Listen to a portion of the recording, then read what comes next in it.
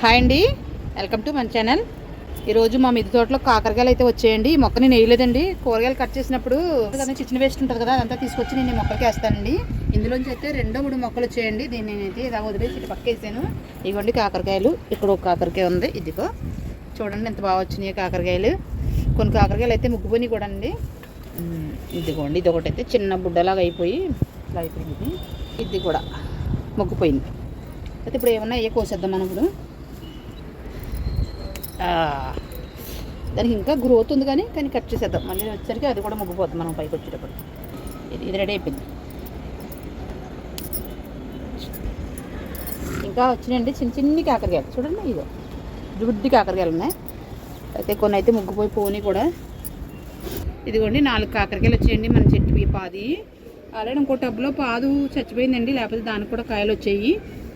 బాగున్నాయి కదండి కాకరకాయలు.